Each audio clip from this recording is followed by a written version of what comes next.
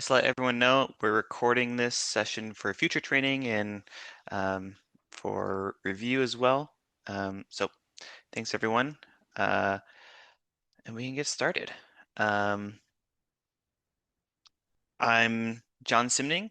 I'm Special Projects Manager here at All in Energy, and thank you so much for coming to this first training on energy bill checkups. This is um, really exciting for us. And All in Energy, if you're unaware, is a nonprofit.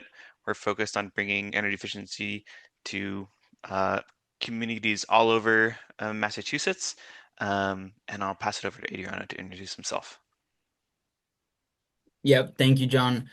And first, thank you everybody again for tuning in for sure to this first energy build checkup training.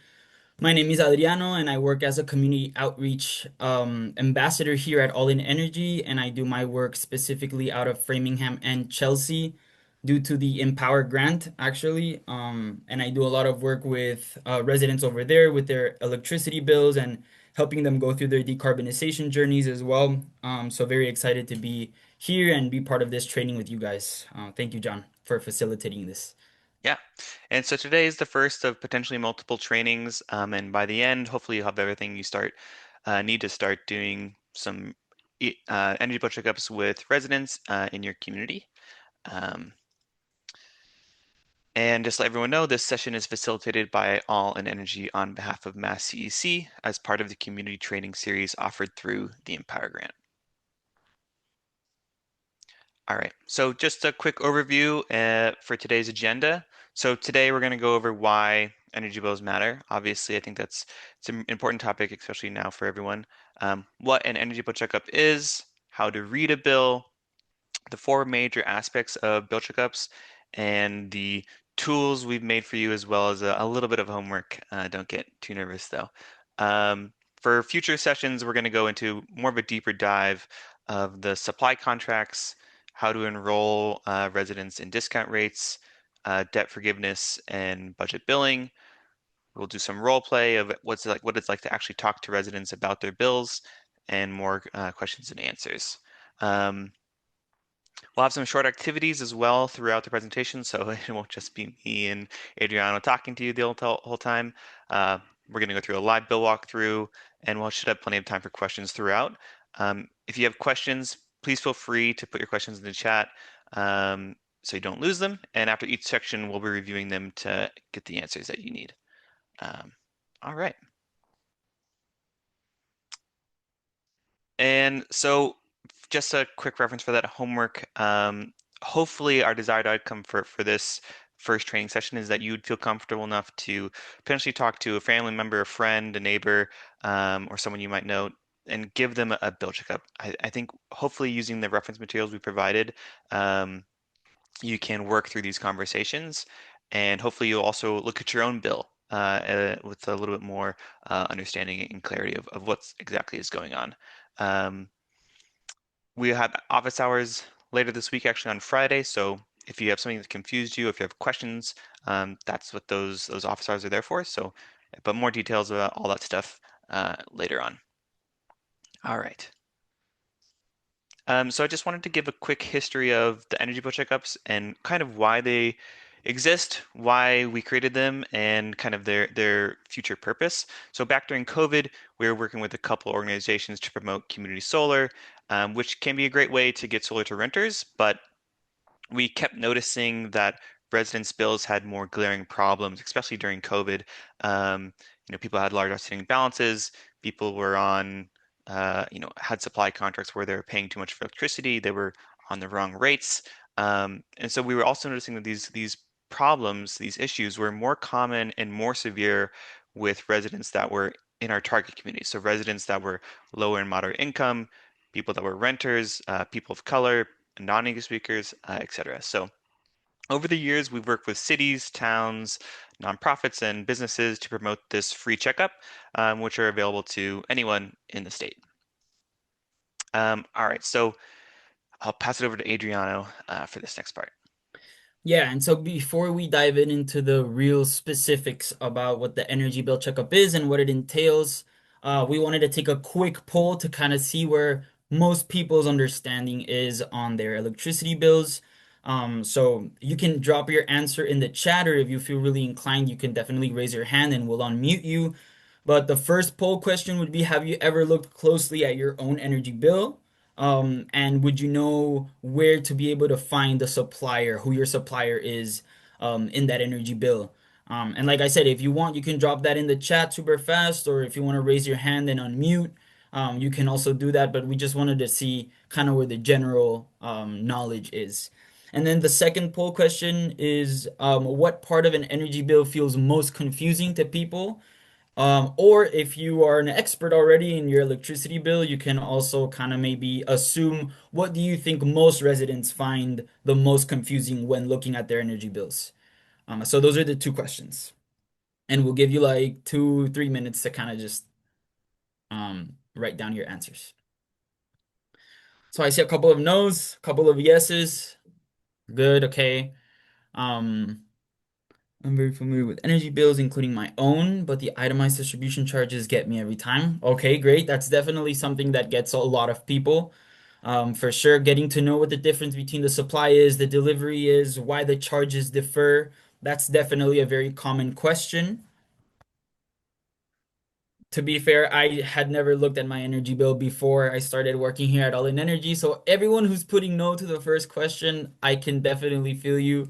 That is kind of the general consensus. And to those that are saying yes, very familiar, I take my hat off. Congrats, honestly. And yeah, we'll definitely go over some of those questions that I'm seeing on the chat. So what are definitions of the fees? We're going to go a little bit into the specifics of what the fees are, and why some of the fees are different as well. Another person said, understanding when and why you might get two different rates on a certain line item. Okay, yep. Definitely very common trend that I'm seeing. A lot of people are confused with the differences in rates and different charges. Um, I've switched to Boston Community Choice Aggregation. I've become more comfortable with looking for nice, awesome. So we'll actually talk a lot about community choice aggregation programs. Those are really great things. I'm very surprised by the answers, honestly. I see a lot of people that are very engaged with their energy. I don't know, John, were you that engaged with your electricity bill before? I wasn't. Before I started working on energy, no, I don't think I'd ever looked at my bill Me besides, either. paying it. Yeah. But so yeah, I think especially over the past few years, people become a little bit more concerned about bills. A lot of misinformation, a lot of confusing information out there. Um, so hopefully we can answer some of your guys' questions. Yeah, Um, absolutely. And baby, I see, I don't know if I'm pronouncing your name correctly, baby. I see the community choice program always competitive in terms of supply price compared to the default supplier provided by Eversource? We're also gonna go into that later on to the presentation, but that's a great question, and I'm glad you put it in the chat. That way we can come back to it. But we'll talk about that for sure. all right, thanks everyone for putting your answers in the chat. It's just helpful to kind of gauge where everyone is, and it's nice to see that we have a pretty wide range. Um, All right, so I'm just going to take a little step back and talk about the scale of the problem that Massachusetts is facing as a whole and how the bill checkup is going to hopefully address some of these problems. So we know that roughly 50% of eligible households are not receiving utility discount rates, and a discount rate essentially applies a discount to your utility bill each month. It can range from 25% all the way up to 71%, and we know that the majority of households are actually that would be eligible for these discounts are actually not currently receiving them. In terms of supply, community choice hopefully addresses these problems as well. But consumers have lost almost I think now it's almost up to $700 million to these predatory third-party suppliers over the past 9 years. The Attorney General puts out a report each year, kind of updating this number, and these third-party suppliers, which we're going to get to later on in this presentation, often really take advantage of communities and residents, and kind of gouge them out of they're paying too much for electricity. And this is compared to the basic service, not compared to the community choice. So if people were on community choice, these savings would be even worse. So And the last thing is we know that low-income families are more likely to be on these predatory third-party contracts as well. So these target populations that I think a lot of us are working with, are affected more, and this burden falls, yeah, disproportionately on these communities. Um, so again, who is most affected? It's kind of the same with energy efficiency programs and these predatory electric supply contracts. The same people are affected. Uh, People that don't get access to energy efficiency programs are the same people who are on these predatory suppliers. So renters, non-lease speakers, and low to income households are less likely to be on energy efficiency programs, and they're more likely to be on these predatory electric supply contracts, which can, you know, have really high rates. People don't know that they're enrolled. And limiting those propensity communities are more likely to be enrolled as well. So they're kind of getting attacked on both sides. And I'll pass it to Adriano now for this. Yeah, so talking about one of the most important things, or the most important thing, is what can be done about all of these things. And the EBCU is not just about identifying the problems, it's about taking specific concrete actions on all four of the conversations that are mentioned in the slide. So the first one being exiting predatory electricity contracts and switching to something that has been mentioned in the chat already, switching to municipal aggregation programs or basic services. The other is accessing discount rates plus home energy assistance programs that gives between 25 to 71% of savings on delivery, plus up to $600 worth of savings each year to residents. Then address utility debt, so any kind of outstanding balances that might have accumulated over time. What can be done about that is we help people get onto the arrearage management programs and repayment plans, whether that be the low income or the moderate income payment plans. Anybody is eligible to get into payment plans. And then long-term savings also super incredibly important. And there's a lot of recommendations for that, such as mass save, electrification, and hands-on language and landlord tenant support. That is one of the things that really makes All in Energy, I think, really special, is that they have that multilingual support to many of these low income renters who have English as their second language. I specifically work with Portuguese and Spanish speaking communities as well as English communities. And so the point is to help these communities identify the problems and take these concrete actions that will help them reduce their energy burden. So you might be asking what an energy burden is. The energy burden of a household is simply the percent of household income that is spent on energy each year. And what we want to do is reduce that for each household. And so, as we've seen, the average EBCU savings has been approximately $450 per year per household. So decreasing $450 on a household's energy burden is quite significant, especially when it's underserved communities like the ones that we work for. All right. So any questions on any of those statistics so far? Any questions about kind of what we're going to try to be going over today? Um, we can take a minute to answer some questions. And I saw Stacy, she mentioned that yeah, if you're switching to a municipal aggregation program from a third-party predatory supplier, make 110% sure that there's no early termination fee, or if the contract is up. Otherwise, it negates the savings. And that's correct. A lot of these predatory suppliers have cancellation fees. So if you try to end the contract early, you get slammed with a high fee. Sometimes it ranges up to $150. Um, so having to figure out how long you have left on your contract, uh, it's definitely difficult for residents. So we will be going into that more detail later on, though. We also have a hand raised, John. Oh yeah, go ahead. Oh, I muted by accident. There we go. Hi, thank you for the session so much. My name is Ariya Jain. I'm the energy advocate for Newburyport and Amesbury. My question is about how do you help someone to exit the third party supplier contract? Yeah, What's the process that's for that? It's a great question. And we will be going into the vast details of that in the second training, but we'll go over kind of the higher level version of that. And in the resource document that I'll be providing at the end of the training session, it'll also provide step-by-step instructions for helping residents get out of these uh, third-party contracts. But essentially, what you have to do is a three-way call is typically the best. And you want to figure out how long this person has on their contract. Um, if there is a cancellation fee, if there isn't, that's fantastic. You can move them over to the aggregation or back to the basic service immediately. It typically takes a full billing cycle though to swap or to move off of the uh, change your supply. So a full billing cycle is like about a month. You can't switch mid-month to a different supplier. But yeah, Awesome. Thank you so much. yeah. Yeah, we also have a good question. Where do we find options for the customers for choice? We're gonna go also over that in this training a little bit later.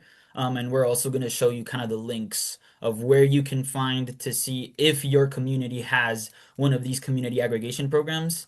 And we're also gonna discuss their specifics and how they work as well. All right. Um, all right. I think Adrian, this is you, right? Oh yeah, I was supposed to continue. Okay, and so defining the energy bill checkup. So the energy bill checkup is essentially a free one-on-one service that reviews a resident's energy bills to find savings, fix problems, and connect them to programs that they deserve. It's very common that people don't know that they can qualify for discounted rates or just any programs that might help them save some money, and so we help people connect them to those programs. The important thing is that the EBCU, like we said, is free to the resident. It's conducted by a trained community partner or outreach worker. It's an analysis of both the electric and the gas bill. And then, most importantly, it's a great opportunity to take immediate action, not just to educate the person on their bill.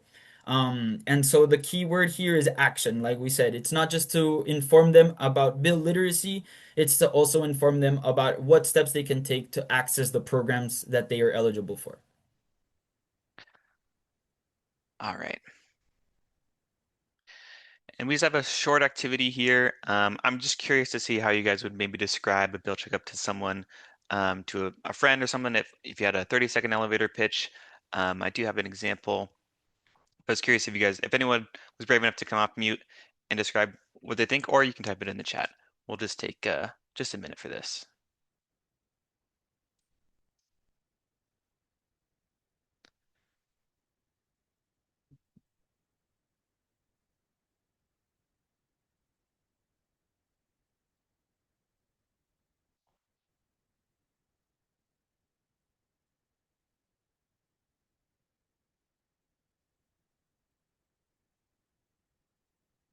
Yeah, Tom says it's a quick way to review your bill and see if you can reduce the price that you're paying.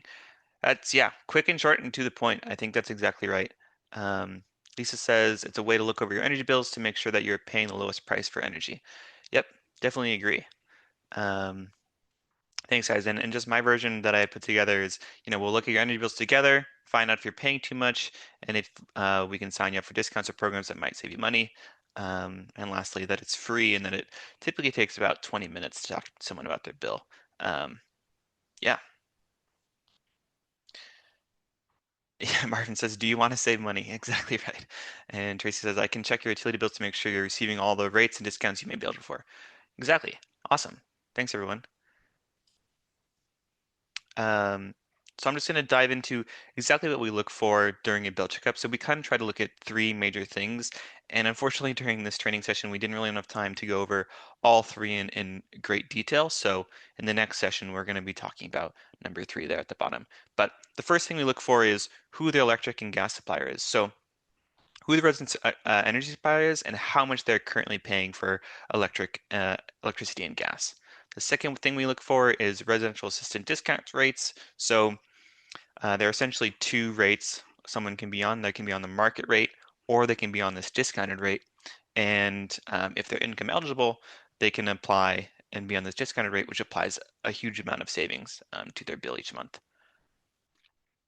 In next session, we're going to talk about outstanding balances. So if someone has a large arrear or owes a lot of money to their utility, there are some actions they can take, including debt forgiveness or budget billing. All right, so now we're going to start getting into the nitty-gritty.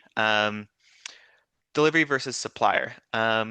So your bill is often split into two portions, the delivery section and the supply section.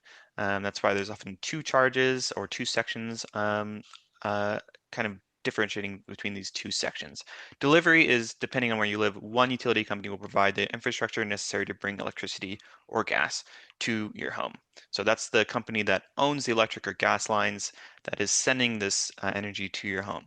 A lot of us live in Eversource or National Grid communities or Cape like Compact. There are some other utilities, but National Grid and Eversource are the two big ones. And supply, the other section, is the amount of electricity or gas that you use. So many companies can sell you electricity and be your supplier, including the company that does your delivery. So your supplier might also be Eversource or National Grid, but it can be two other options as well. So Lisa mentioned earlier that she's on the Boston Community Choice Electricity Program. So that's her supplier, but her delivery is actually still Eversource. Um, so you can choose essentially three different options.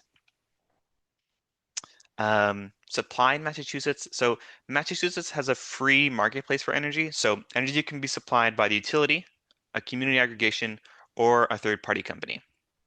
Different suppliers can charge different amounts, so it's really important to know who is currently supplying your energy and how much they're currently charging you.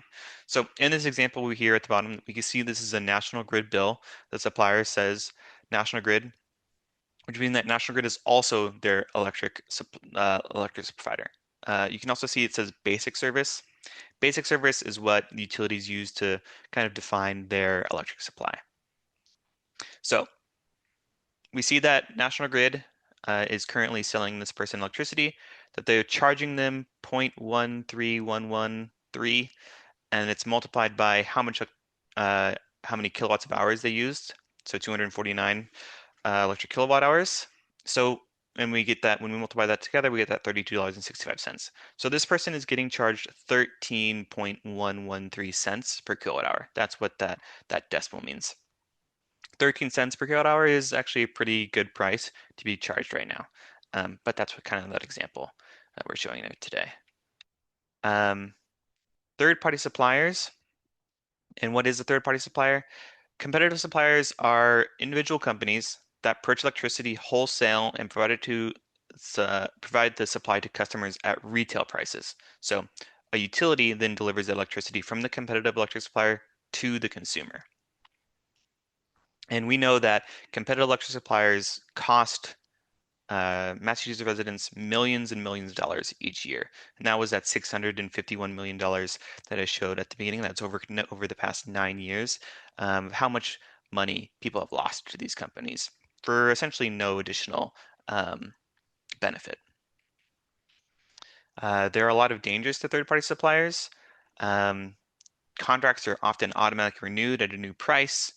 Residents can be enrolled without knowing or without remembering that they signed up. The rates can spike dramatically. It disproportionately impacts low and non-English speaking households. And someone else mentioned it in the chat earlier that there were cancellation fees. That's a very common tactic that these companies use to keep people on their contracts and get them to automatically renew. So in this example here, this company called Clearview Energy is offering a contract at 12.69 cents per kilowatt hour, which, actually that's a really great price. However, it's a 6-month contract, there's a cancellation fee, and it automatically renews. So after 6 months, essentially what will happen is that this contract will automatically renew, but it'll renew at a variable price product, which essentially means that this company gets to then choose a new rate to charge you, a new supply cost to charge you. So instead of charging you 12.69 cents per kilowatt hour, now they might charge you 15 cents or 17 cents or 20 cents. And so every time the contract renews, you're suddenly paying a little bit more and a little bit more and a little bit more. And we've seen people who are often paying 25 cents per kilowatt hour. The highest I've ever seen was someone who's paying 48 cents per kilowatt hour, which um, is just absolutely mind-boggling. And we also see that this is a cancellation fee. So these companies use these tactics to get people to stay on their contract or finish out their contract at least, and then hopefully that they forget that they're on this 6 month contract and then it renews. Um, so pretty deceptive, pretty predatory tactics used to lure people on. Um, all right. And before we move on to municipal aggregation, does anyone have any quick questions about um, third-party suppliers? And I can see that the chat is moving a little bit. Um, Stacy says, fascinating article on how retail premiums, even for suppliers and municipal aggregation programs, inflate supply rates for consumers. Yeah, unfortunately, I'd love to read that article. So I'll ask you to email it to me later. Um, but yeah, so these third-party suppliers, they use these deceptive tactics to to lure people to join at a low price and then you know get them to forget about it since the contracts can often last longer than 6 months. Someone has raised their hand. Lisa Smith, go ahead. Oh, Right. I just also want to mention that the third-party suppliers, they have telemarketers, and they can call you and record your voice, and they can use that to get you on their, um, somehow they use that to get you on their third-party suppliers. That actually happened to me. wow. And so what I had to do was call National Grid and say, I'm an energy coach. I would never do this. Like I would never get on this. I say that get on the community aggregation. And then they said, yeah, this happens. Sometimes can record your voice and you get on there. And if that happens, you can put a lock on your account Yeah. so people can't switch you out. And that was in National Grid territory that I'm in. So I just also want to warn you, like that can happen to people too. Yeah, that is that doesn't sound very legal in my mind. So I wonder if the AGO, I know they have a consumer protection agency, and I know they're really active against working against these third-party suppliers. So I'm sure they would love to hear your experience. Um, I just wanted to add one thing too, Lisa. First, thank you so much for mentioning that because another really common thing that I've seen that is completely predatory from these third-party suppliers is that many times when I call with residents, or residents call on their own and they do cancel, they never really cancel. So if you're on the phone and you go through the entire process and you do not ask them by the end of the phone call to please give you a cancellation confirmation number that you can write down and always look back for, they won't cancel it. So there's been many times where they're just like, oh yeah, I called last week, I canceled, and first, well, not last week because it would take like a month or whatever. But I've seen bills where people did cancel, they called, they canceled, and they never really switched them back. So it's important to always be aware of that. Ask for a cancellation confirmation, and for something to be sent to your email at least. So yeah, thank you, Lisa, for sharing. all right, so moving on to our next section, which is on municipal aggregation. Can anyone share what a municipal aggregation program is for those who maybe are not familiar?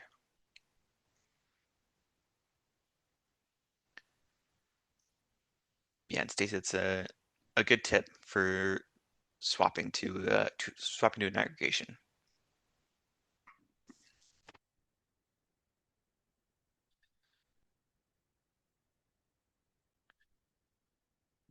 And James said that municipal aggregations negotiate lower rates on behalf of the residents of the town, and yeah, that's true. So municipal aggregations bulk purchase and do so on the behalf of their residents and kind of negotiate a low competitive price. Even though you're not allowed to like say it's going to be lower than your, your utilities prices, in my experience, it almost always is. So it basically gives you a lot more leverage because the city or town is saying, listen, we have 15, 20, 40,000 accounts. What can you do for us versus, you know, you calling up a supplier and asking for a better price just on your own. Yeah, that's definitely exactly right. Um, I the agree as well. yeah, right. So municipal aggregations, like Stacey just mentioned, the town or city negotiates rates on behalf of the residents. They typically have a few goals in mind. They want to be competitive or comparable to the basic service, which is from the utility. They are typically transparent and publicly vetted from the DPU. Residents can opt out at any time with no fee, and they often try to include at least two, sometimes three options, kind of a tiered option rate for the residents. So down at the bottom, you can see I included a Chelsea electric choice. So the city of Chelsea has their own municipal aggregation. If people are automatically opted in, they get into that Chelsea standard, that middle green, where they're paying 12.86 kilowatts per hour, and it uses 75% of its energy from renewable sources. People can actually choose to opt down and pay less for electricity, not a whole lot less, but a little bit less. And that just uses the state minimum amount for renewable energies. Or if people really care about the environment, if they want to reduce their impact, reduce their carbon footprint, they can actually opt up and pay a little bit more for electricity, but it's 100% from renewable sources. And these are compared to Eversource's current basic service. However, Eversource has to change their rate every 6 months. So you see the Eversource rate change, I think typically in June and July and like December, February, December, January every year. And so that is why Eversource prices change so frequently, is because they have to. So there's a little bit of overlap between municipal aggregations and third-party suppliers, but third-party suppliers, again, these are private companies. They use deceptive enrollment practices.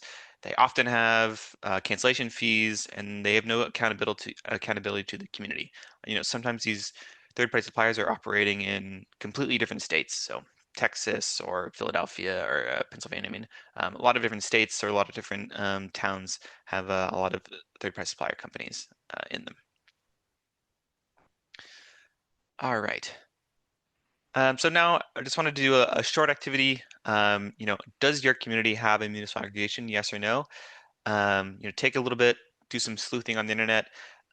If you're not sure how, you can type in your town or city's website and search municipal aggregation. You can check out mass.gov's. I'll put it in the chat here, or actually, Adriana, could you put the aggregation list from mass.gov's website in the chat? And that will have a full list of the aggregations. So it's interesting to see if your community has an aggregation, and if it does, how much are they charging for electricity? Thanks, Adriana. Sabrina says, yep, that's great. What community are you living in?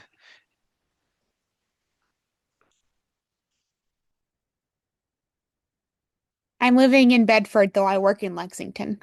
Oh, very cool. Nice. And do you know how much they're charging for electricity? Not to put you on the spot.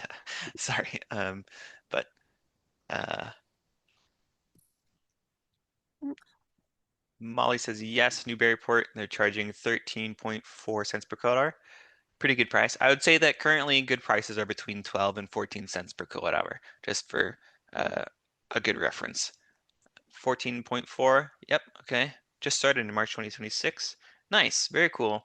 Sometimes these programs take a long time to get started. There's a bottleneck at the DPU right now for confirmation or acceptance into to become a municipal aggregation. So sometimes towns and cities are stuck at the DPU for a couple of years, but that's great that it just started. Medfield, 13.6, pretty good. Pittsfield, 14.2, nice. Awesome. Well, I'm glad everyone's able to find their aggregations pretty easily. And if yours doesn't have one, you might look on your website, on your town's website, to see if they're working on one and how long in the process they are.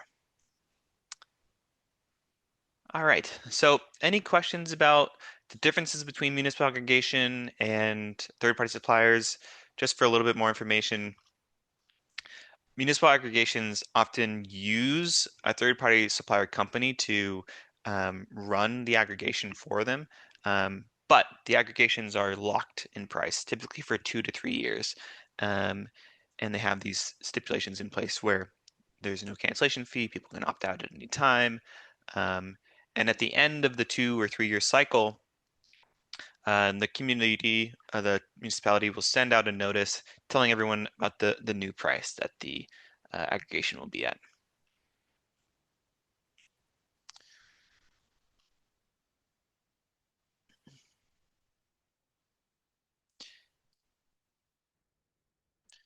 Yeah, great note, Tom.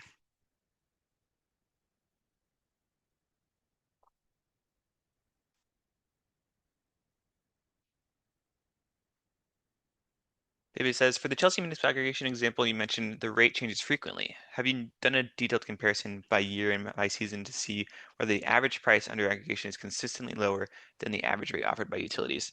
Um, I haven't done a detailed comparison for Chelsea, um, but I would say on average, and like I think Sally mentioned earlier, that the municipalities can't say for certain that their price is going to be lower than utilities, because the utilities go out to bid so often that maybe one time or sometimes their price is going to be lower. But I would say definitely across on average, the municipal aggregations are lower than the basic service that is provided for the utilities. And just to add super quickly, the Chelsea aggregation contract is about to expire. I think it expires in May. And currently the city is under negotiations to have their new rates. And the department, as far as I've been told, they told me that they most likely will be lower than Eversource Basic. But like John said, they can't 100% guarantee that, but that's what they've told me so far. So hopefully it stays that way. And Marvin says, is there an option to combine the municipal aggregation with mass save discount programs? Um, yes, there is. So uh, if you mean the discount rates, you definitely can combine them. And if you're on mass save, or if you want to improve your home's energy efficiency, you can do that as well when you're on a municipal aggregation. So Lisa Smith says, when the war broke out in Ukraine, prices spiked with utilities and National Grid went all the way up, and community aggregation price was low. That's yeah, a little bit of a history lesson for everyone. So I think that was back in 2022. Uh, National Grid prices actually spiked to 33 cents per kilowatt hour during a 6 month period, because of the energy essentially crisis that was caused by the Ukraine war. Um, while yes, aggregations stayed at their current price because they were locked in for a certain amount of time. All right. So we're going to move on to our next topic, which is discount electric and gas rates. So utilities offer a discount rate for customers that are both receiving public assistance benefits and the household income is at or below 60% of the state median income. So essentially, if a household meets both of these criteria, they can get on for the electric, R2 residential discount rate, which for a gas bill would apply a 25% discount, but for an electric bill typically applies more, ranging between 30 to 71%. It's kind of tiered, based on the household. Um, you can see in the bottom left that this person is not on the discount rate because it says in the blue box, rate R1 residential non-heating. What that means is that this is the standard market rate. It's non-heating, so it's for the electric bill as well. And on the right-hand side, you can see that this person does receive heating assistance. It says R4. So for gas, R3 would be the standard rate, and R4 would be the discounted rate. And you can see that this person is receiving a minus $10.68 on the bottom right corner. It says assistant rate discount. So this person is receiving roughly 25% off their bill. All right. So just to put those eligibilities up on screen. So some of the more common programs that would potentially qualify someone for the discounted rate would be public or subsidized housing, mass health, food stamps, Head Start, these federal programs that or statewide programs that are often income eligible. And on the right-hand side It shows the number of people in the household versus how much that household can make to be at or below that 60% of the state median income level. So if it's two parents and a kid, the household would have to make less than $83,641. And if the household meets both of these criteria, then they would be eligible for the discounted rate if they are a citizen. So you have to provide some proof of citizenship as well. And just to put that all together on one graph, so who qualifies? Those that are at or below 60% of the state median income level, that they're recipients of these common programs like Mass Health, SNAP, or SSI. HEAP or fuel assistance recipients are actually automatically eligible. You can apply through the utility directly online for some utilities, or they can help you on the phone, but some, like Eversource, require actually a paper application where you have to mail it in. During a bill checkup, we would actually help residents understand the application, send it to them, help them fill it out, etc. And how long does it last? Typically, it's renewed annually. The utility will send a notice annually to make sure that you're still on the discounted rate. Households should check annually, though, just to confirm that they are still receiving that discount. And fuel assistance, so this helps families essentially with the same criteria as the discounted rate, almost exactly, pay for a portion of their heating bill during the winter months, so from November through March. It's administered through your local community action program or your CAP agency. Last year in 2025, I think households received roughly $600 in direct bill assistance. And yeah, HEAP residents are automatically actually enrolled in utility discount rates as well. All right, so I know that was a lot of information. I think we're going to take a break for 10, and when we get back, we're going to do some deeper dive into what we look for on bills. We're going to have examples to look at together. But yeah, I'll be here on screen if anyone wants to ask any questions. But yeah, feel free to come back at 1:47. Thanks, everyone.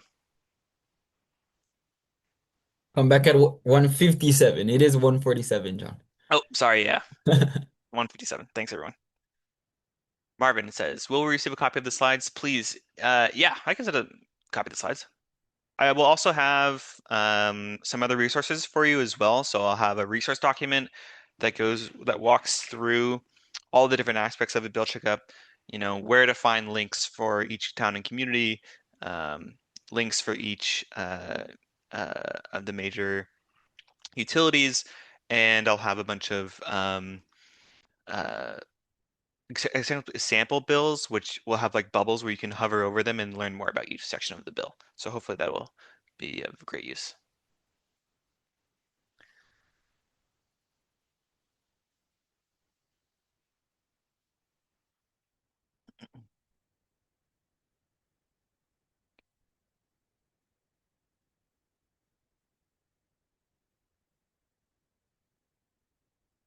And there's some other questions in the chat.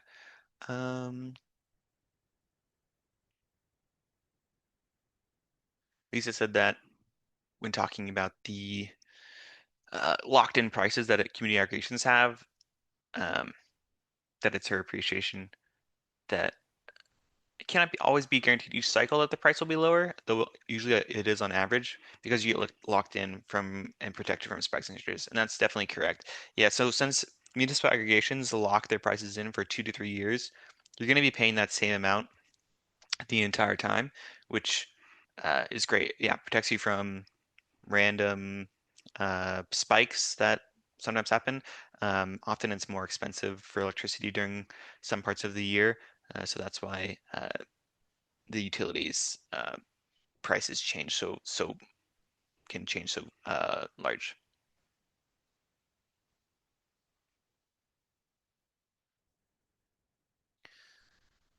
Mia, all right, yeah, thanks. I'll be sending out a follow-up email with the slides and with all the other materials. So yeah, no worries.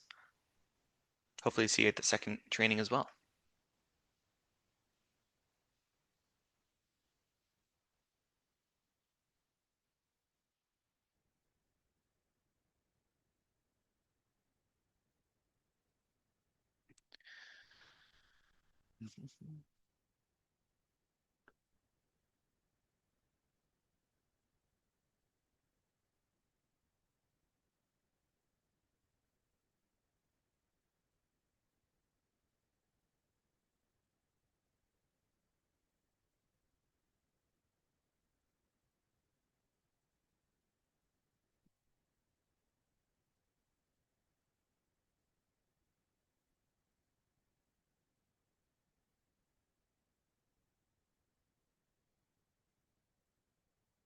It says my understanding is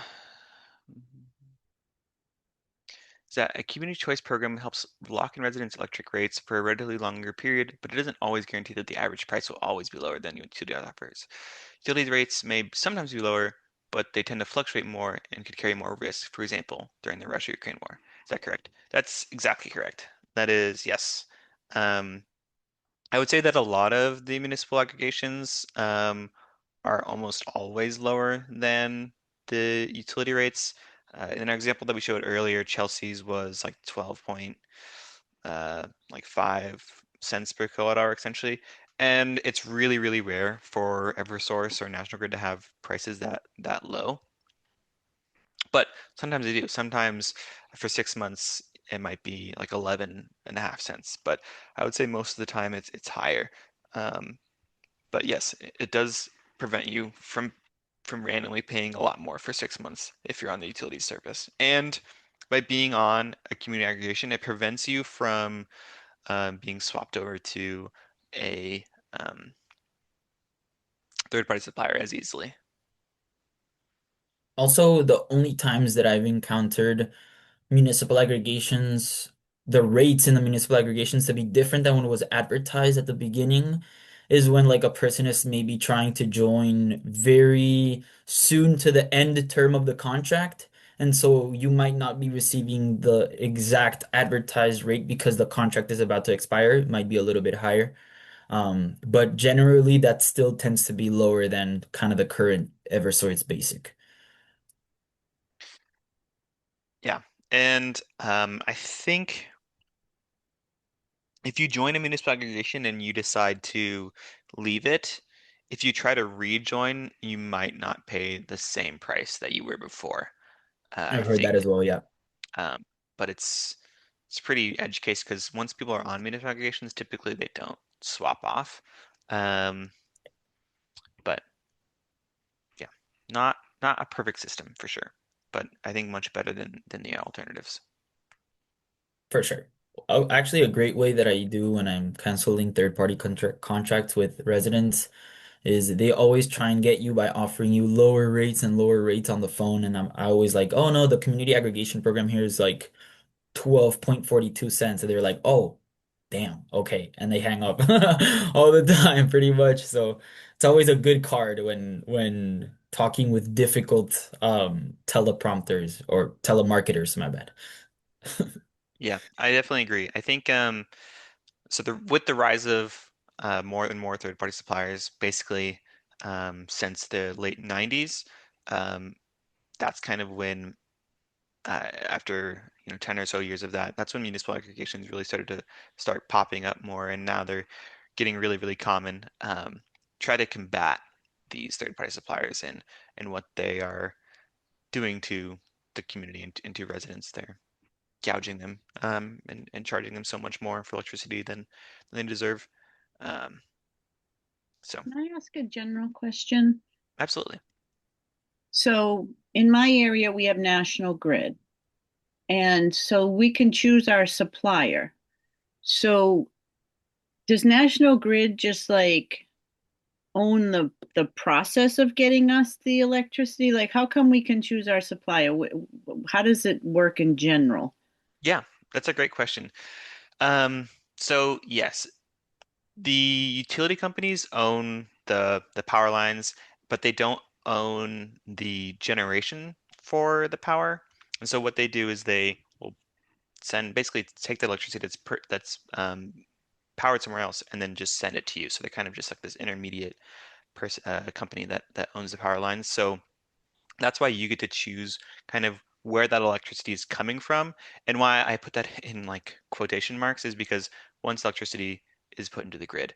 It is all the same essentially. Um, so yes, you get to choose your supplier, but your delivery person is always the same. So one way I will think about it, and I'll use this analogy again, um, is if you're choosing a food to get delivered to your home, so you get to choose, what type of food. You can choose pizza, you can choose sandwiches, you can choose whatever, but you're always paying that delivery fee. And that Mhm. delivery fee is kind of like the company, the utility company, but the supply is the food you're choosing. So that's what's always kind of coupled together. Does that help answer your question? Yeah, so they're all getting their supply from the same place. Not necessarily. There are a bunch of different areas that they're producing electricity. So it could be from a hydro plant, it could be from solar farms, it could be from wind farms, it could be from natural gas plants, these places. So all the electricity is being sold into the grid. Okay, so my city has a 100% renewable energy rate. Mhm. Yeah. So what that is saying is that they are purchasing electricity from uh, an area where they're using, yeah, 100% clean energy. So maybe it's from a solar farm or something like that. And they're passing that price basically onto you. Um, so you're by if someone signs up for the 100% clean energy, they're reducing their personal impact on the environment by paying a little bit more for electricity. Okay. And I think we'll hopefully get into more detail a little bit later on. But yeah, great question. Okay, great. Thank you.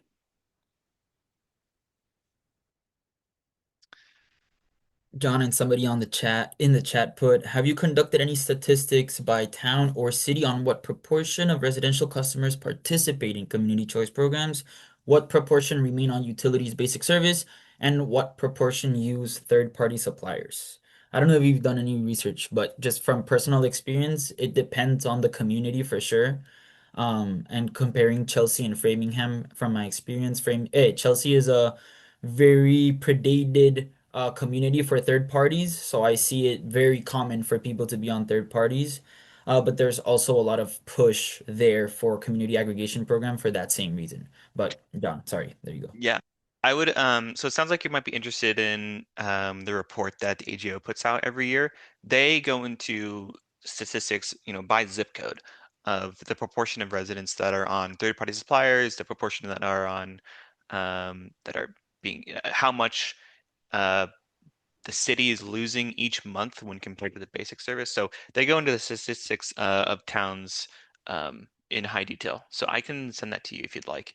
Um, it's has a lot of interesting information, and it kind of shows in detail how uh, our target population communities are affected more by these third-party suppliers. That they're paying more, that more of them are on these third-party suppliers, um, and yeah, it's very interesting. I think uh, Adriano referenced Framingham. I think, if I remember correctly, like 30 to 35% of the population of the households in Framingham are on these third-party suppliers. So a large population, but that's not uncommon.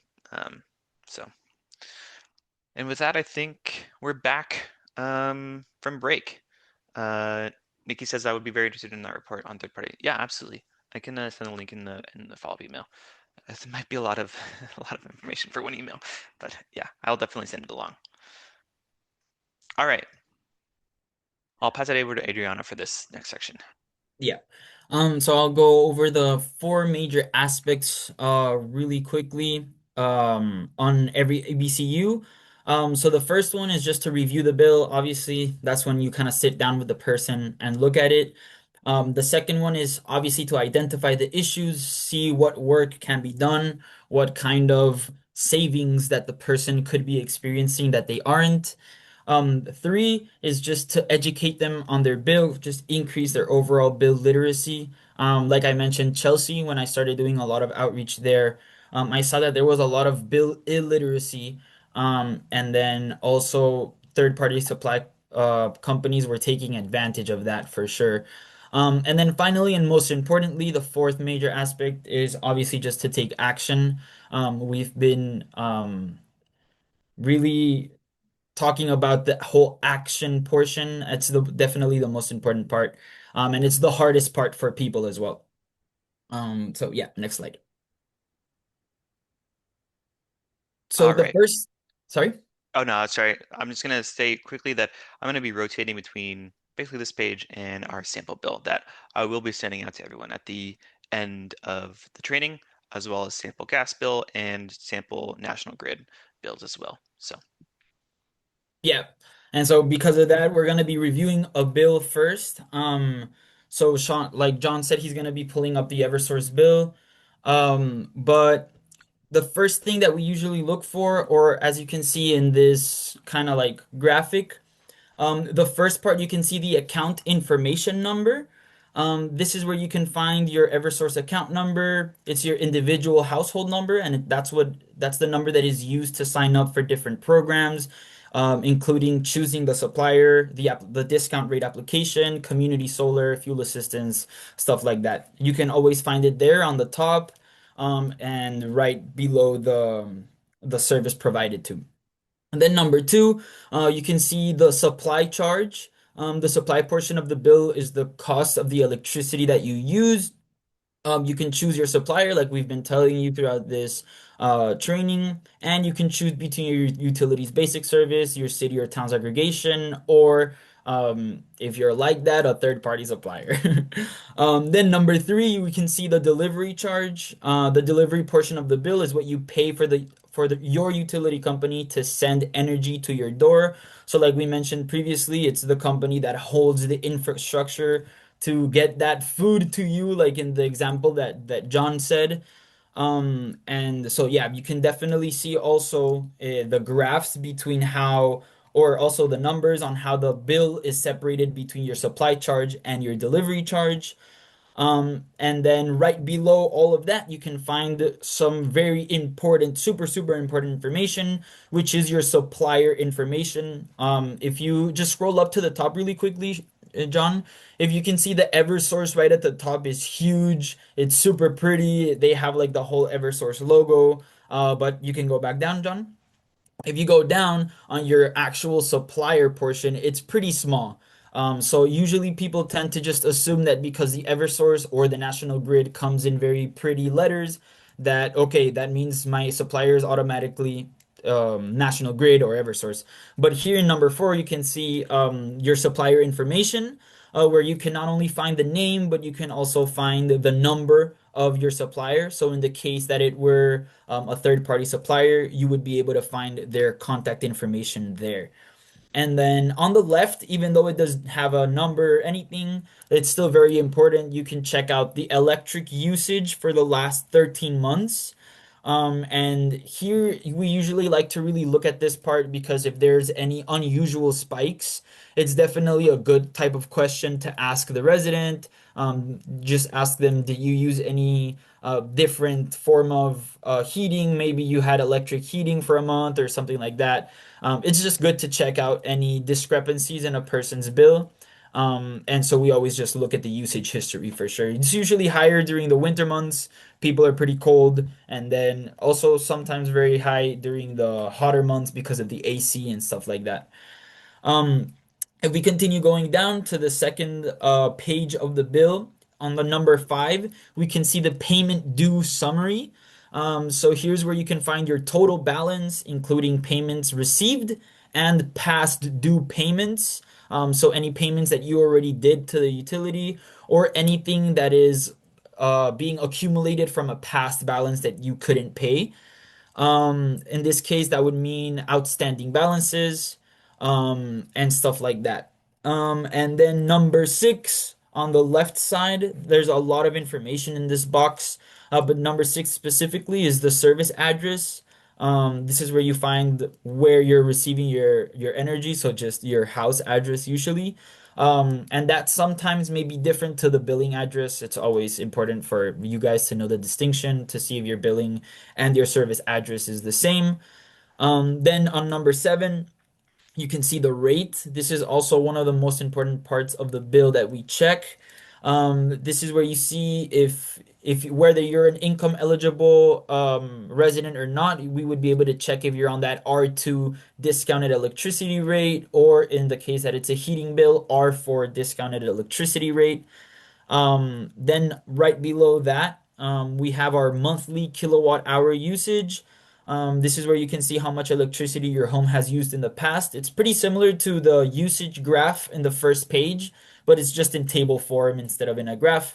But it really much just it has the same information. Then number nine, very important. I would say probably the most important part of the bill is your kilowatt price. Here's where you can find out how much your supplier is charging you per kilowatt. Um, you have the right to choose your electricity supplier every single time, and different electricity suppliers have different rates. But this part, if you can just remove the cursor really quickly.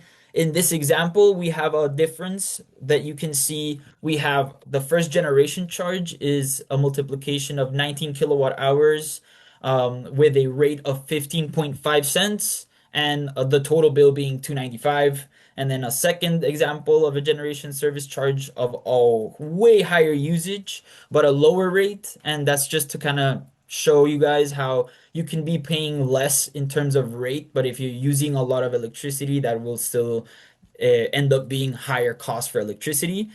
So it's not just always in terms of what you use, but the combination of your usage and what rate you're getting. Then number 10, also very important information, but you can also find all of the info online, is the contact info for the person providing you that bill. In this case, it's Eversource. So all of the information there is like the Eversource customer service number. And then that emergency number at the top is the number that you call in the case that you receive a disconnection notice. And they're telling you like you have a week to pay this overdue balance. That's an emergency. And so you would be calling that 800-592-2000 number. And then finally, 11, we have that discounted rate, which is where you can find how much you're being discounted off of your delivery. And in this case, it's 83.21, which is a lot. That person is saving almost $100 for delivery every month in their electricity. So these are the top kind of 11 things that we look for when we're just reviewing the bill. I know that was a lot of information, so if anybody has any questions on any specific part of the bill, or if anything was kind of unclear in my explanation, don't hesitate to just drop it in the chat, and we can try and answer that question. Yeah, thanks, Adriano. And just let everyone know again, you'll be getting this as a resource after the training. So this version where you can kind of hover over the bubbles, and at the bottom here, we also just write all the answers here. I know there's a lot of hyperlinks on this, and that's because it will eventually link to a website with kind of all these actions spelled out for residents, but the website isn't active yet, but hopefully it will be soon.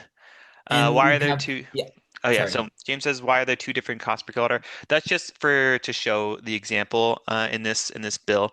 Typically, yeah, there's only one, but I just wanted to show that in one example, this person is getting charged 15.5 cents. In this example, this person is getting charged 13.1 cents per kilowatt hour, just to show that there's a difference. Yeah, just as an example.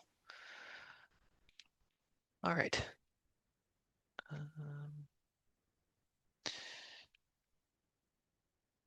right, going back to the aspects again. Yeah, just to review then again, the aspects we would first, step one, review the bill. So we pull up the electricity bill, the gas bill, or both. Hopefully it's both. Then we try and identify those supply versus delivery charges. Then we check the residential delivery rate. So whether they're on that R1 basic or that R2 discounted, or that R3 basic or R4 discounted. And then just also, like I said, look at usage over time, see if there are any unusual spikes, try and get as much context from the person that you can. But from what we reviewed, there's a lot of context that you can get just from looking at the electricity bill. And those are the most important things to look out for. And then just to move forward and give it to you guys at a maybe a more simplified table version. The anatomy of the bill would just be the account summary, where you look at the total amount due, any due dates or past due balances, the supply charges, so who is supplying the energy and what the rate they're being charged. Then the difference between the supply and delivery charges. The delivery is regulated by utility. Look for any discount rates that can be applied there. Then the usage chart, like we explained, the monthly usage over 12 to 13 months. Ask if there's any unusual spikes. And then look for those discount codes. The way that I remember it is the even numbers are the discounts, the odd numbers are the basic. So usually even numbers tend to be a little bit nicer, a little bit rounder. So if you want to be paying nicer prices, look for the even numbers. So R2, R4. R2 just means that it's for the electric rate. R4 just means that it's for the heating or the gas rate. And then the supplier information, always important. Like I said, a lot of people tend to miss the supplier information just because it's so small compared to the big bold letters of the utility companies. So look for the contact info of that supply company and then check if you want to switch or not. Then the anatomy of the gas bill, essentially exactly the same. Really, the only difference would be kind of that discount rate code, which instead of being R2 is R4, like I mentioned. But it's pretty much exactly the same. Account summary, supply charges, delivery charges, usage chart, and rate discount codes. And just one thing I would note is that the usage chart on a heating bill is typically pretty different from an electric bill. There's typically, yeah, that huge peak during those winter cold months, and then the person is basically using zero gas to heat their home because they've turned the gas off during those non-winter months. And then last thing that I forgot to mention is that those R2 and R4 income eligible discount rates usually offer savings on delivery charges that can be up to 25 to 71% in the bills. And that tends to be a very big difference for many eligible residents. All right, so aspect two, we talked about identification, both for red flags and for opportunities. So third-party supply contracts often are labeled as a different supplier name. This would be a big red flag. If the supply rate is significantly above the current basic service rate, so like I mentioned, 12 to 15 cents is a good price for electricity right now. So if someone's paying like 17 cents or 20, above 20 cents, definitely that's a huge red flag. And if the person believes that they might be income eligible and they have no discount rate applied, that would also be a red flag. So these red flags turn into opportunities, right? If they're eligible for the discount rate, they can apply immediately. The discount rate applications are relatively easy. In our future training sessions and during the office hours, I can show you exactly how those get filled out and what's required. If they're enrolled in a third-party contract, they can switch to the basic service or their municipal aggregation if they have one. If it's during the winter months and they're eligible, fuel assistance is one amazing way to save a lot of money for low-income eligible households. So we would refer them to their local CAP agency. In our resource document, I show you how to find a CAP agency as well.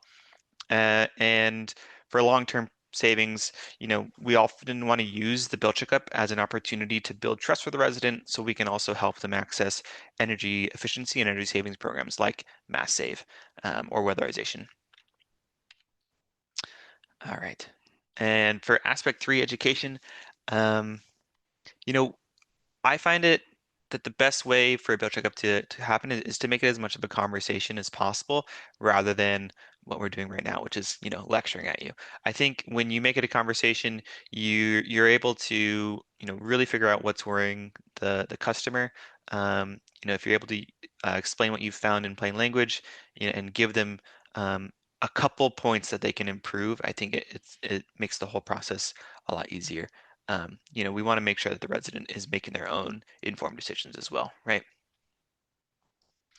And aspect four, I think, again, maybe the most important aspect is making referrals and next steps. So we want to document what was found and what action was taken. We want to be able to send them the discount rate application if it's eligible. We want to help them submit or initiate the switch away from a third-party supplier. We want to get them on a debt forgiveness program if they're eligible. Um, we only want us to help them save money on the other end, right? If they're using less electricity, if they're using less heat, then their bill will go down too. So if their home is more energy efficient, um, uh, that's a great way for them to save long term as well. So we also want to schedule follow-ups with the resident to make sure that these changes went through, and leaving the resident with clear written next steps I think is always really important. I always try to make sure that they have kind of 1 to 2 things to work on just so they don't get overwhelmed. Kind of like the 2 most important things, which would maybe be for resident, applying for the discount rate and getting off a third party supplier. But yeah. All right. I know that was a lot of information and I can go back to that sample bill as well. Are there any questions so far about kind of these aspects of identification and action?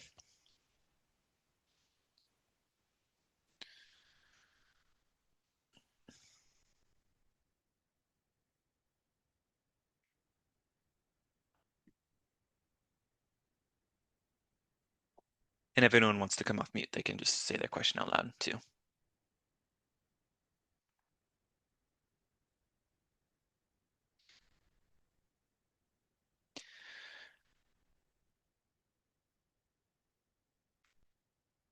Nikki says, so should we ask first if they have heat, gas heat, or electric? When you look at the bill, it'll specify what type of bill, if it's for electric or if it's a gas bill or if it's a heating bill. Um, but I think asking what type of heating form they have is always helpful. So hopefully they'll give you 2 bills, one for their electric and one for their their heating bill, just so you can help them as much as possible. But yeah, asking the more clarifications, you can never go wrong with that. All right. Okay, now I'm going to pass it back to Adriano, and he's going to talk about his experience working out in the field. Yeah, and if anybody has any kind of questions that are related to things that I might encounter on the field and you want to drop them in the chat as I'm talking as well, feel free to do so and I can try and get to it as well. But I guess one of the most, obviously the most common question that I get is why the heck am I paying so much for my electricity? And usually the situation tends to be that a person was paying a very low price for some time. All of a sudden, they're paying a whole lot, and so they come to me in like crisis mode, ask me why they're paying a lot. And 9 times out of 10, it's usually because they were signed up into one of these predatory third-party supply companies. And I just wanted to mention some of the most common ones that I've encountered on the field. Some of those are Nordic Energy, Clean Sky Energy, Ambit Energy, Think Energy, Clean Choice Energy that also came up previously during the presentation. These are very, very common ones that I see all the time, and they usually have very mind-boggling rates and unfairly into to people that definitely need the most kind of help. So I've seen a lot of these be above 20 cents per kilowatt hour. I tend to kind of recommend people that if their bill at any point has a rate higher than 16 cents per kilowatt hour, I kind of tend them to definitely explore other options, just because that's a little bit higher than just kind of the median. Then some very common things that I also encounter is folks that by accident, or I'm not too sure if it's by accident or it just happens like the system glitched or something like that. But a lot of folks come with issues that they stopped receiving their paper bill out of the blue, so that they were usually receiving their paper bills, they stopped receiving them, and because they stopped receiving them, they completely forgot about them and just assumed that because they weren't receiving them, they had to stop paying. And that's a very common misconception. You always have to keep paying if there's something that is True here is that you'll always have to pay for the stuff that you use for sure. And so I always try and tell people to call the first month that they see that they're not receiving their bill. It's important to call because this specifically has costed thousands or hundreds of households thousands of dollars. Because when they stop receiving the bill and they forget about it, they accumulate a lot of debt. And sometimes I get people that come to me with their bill and it has an outstanding debt of like $2,500. And that's like almost a year of like debt for gas or electricity. Um, and so unfortunately, it's very common. And then because I do a lot of work with English as second language communities, it's very easy for them to fall into these third party suppliers because they're usually kind of tabling outside of supermarkets or like kind of these places that accept EBT and SNAP, all of these things. And it's very easy for a person that doesn't necessarily understand the language too well to sign up for something they don't truly understand. And then I see there's a question. Oh, okay, John, you're getting to them. Awesome. And then I guess one other very common thing that I see is that it's very unexpected whenever you're trying to help people come into payment plans, the wait times, because there are certainly times throughout the year that National Grid and Eversource are more busy than usual. And so if you're trying to get somebody on a like arrears management program or on a low income payment plan, sometimes the wait times to get onto these programs can be very long. So I usually, if you work on an outreach field as well, I recommend people to try and do as many like National Grid customer assistance events and Eversource customer assistance events. Because whenever you have Eversource employees or National Grid employees present, they can access those payment plans directly through their systems, and it's just such a way quicker process. And sometimes I feel really bad when I'm at like office hours helping people sign up for things and we're like 45 minutes to an hour and 15 in on hold with like National Grid and stuff like that. So definitely keep those things in mind. And if yeah, there's any other questions, maybe you're curious on something, John, I don't know. Yeah. Well, unfortunately, we're starting to run low on time, so I'm going to try to move forward Okay, for sure. through our next couple slides more quickly. One thing I wanted to spend at least a few minutes on was evaluating actual energy bill altogether. If you guys want to come off mute, say what you see or type in the chat, feel free. But anything that looks like a red flag, anything that looks like an opportunity to take action, that's great. I removed all the personal information from this bill, but let me know if you can, yeah, say what you see. We'll spend a couple minutes on that, and then we'll go to wrap up. Yeah, please come off mute, type in chat. I'm curious to see what you guys see is potentially wrong. Sabrina says smart energy is supplier. That's right. So we know that this is not a basic rate from the utility, and we know that it's not municipal aggregation because a municipal aggregation would say the name of the city in the name.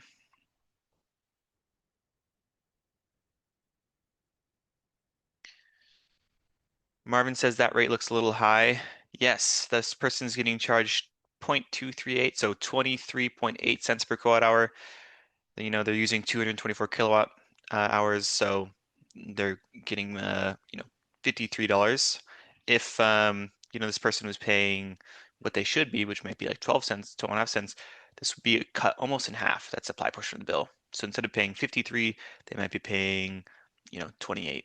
So pretty incredible savings just by making that swap. What can people tell me about their code? Are they getting a discount code? Are they not getting a discount code? Remember what I said about the even numbers? Okay, Lisa, you literally read my mind. They are on an R1 rate. Check to see if they could get a discount. Excellent. Yeah, that R1 just means that they're on that basic service.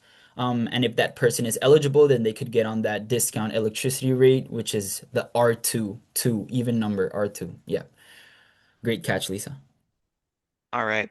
And I'm just gonna move us forward. One other thing I would note is this person's use history. You can see that kind of big spike for June, July, August. So this is an electric bill. So since there's a huge spike during these summer months, I would assume that this person is using a lot of AC units to cool their home. while the rest of the year looks pretty similar all year round. So one thing that I would potentially talk to this resident about would be getting a no-cost home energy assessment from MassCEC to see if they can improve the efficiency of their home so they're not using as much electricity during the those summer months. But yeah, great job, everyone. Okay, so just going to go over the tools you're living with today that I'll send in a follow-up email. So I'm sending a resource guide, which has a walkthrough of all the electric and gas bills for National Grid and Eversource. It has a lot of language on third-party suppliers versus municipal aggregations. It goes in the details of discount rates and fuel assistance. And yeah, so it's a big resource guide. So hopefully it's really useful. Um, and if you have questions, I have office hours this week, so from 11 to 1, what to bring, any energy bills you might have looked at. So if you're looking at your own, if you're looking at a family member or friends or coworkers, um, please come and ask questions. We can go into details. I think it's really helpful. Um, anyone can come. It's pretty informal, so I'm just curious about questions you might have and being able to answer questions. If you have questions in the meantime, you can email me directly. That's my work email, John at All Energy. We can set up a time to chat as well. And I'll send the Zoom link for the office hours in the follow-up email. Session 2, that's going to be a deep dive on how to exactly exit a supplier contract step by step. One of the major things we didn't go over today was debt forgiveness and budget billing. So if someone owes money to their utility, what to do. Going into detail on the discount rate applications and how to explain that to residents. Language access tools and materials, and more role play equivalent. What is it like to talk to a resident about their bill? So like at the beginning of the session, I alluded that you guys might have a little bit of homework. Obviously, it's not going to be graded or even required, but just something I think is pretty great. If you want to write down 2 or 3 people you think you could give it a bill checkup for, so that's family, friends, neighbors, clients, anyone might benefit. I think that is just a great way to uh, give your first bill checkup, right? I want you to essentially be able to uh, talk to someone that you're comfortable with and use your reference materials right then and there.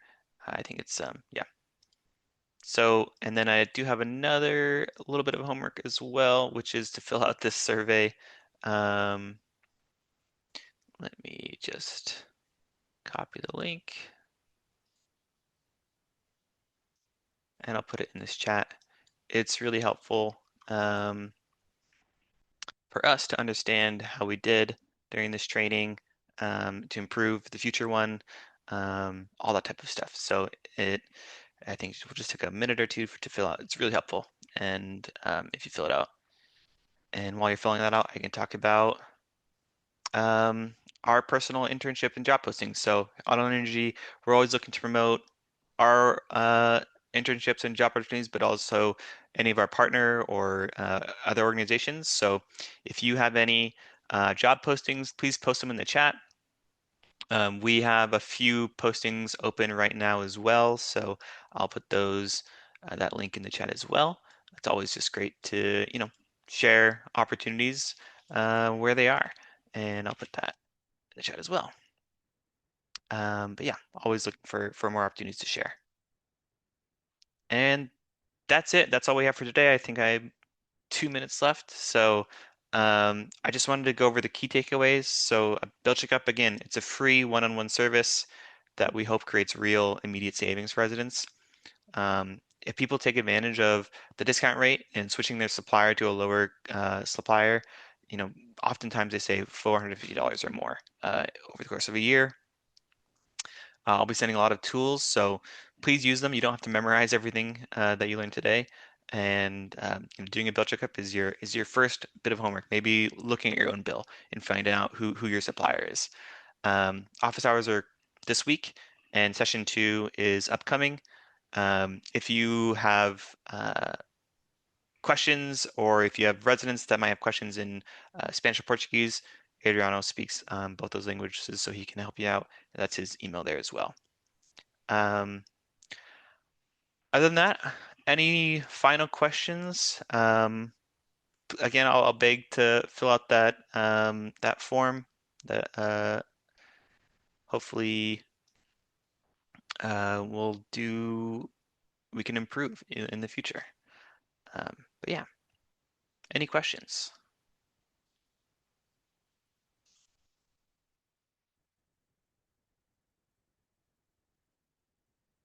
And if not, that's it for today. Again, I'll send a follow-up email with all of the resources as well as the Zoom invite for this Friday's office hours. Um, and keep an eye out for the next MassCEC newsletter, which will hopefully have the date and time for the second training, which is going to see a big deep dive. Yeah. Yeah, thank you guys for coming. Hopefully this was really helpful and more to come. Thank you, everyone. And thank you, John. Thank you for Yeah, no, facilitating. yeah, thanks, Adriano. It was really helpful. Thank you. Thanks, everyone.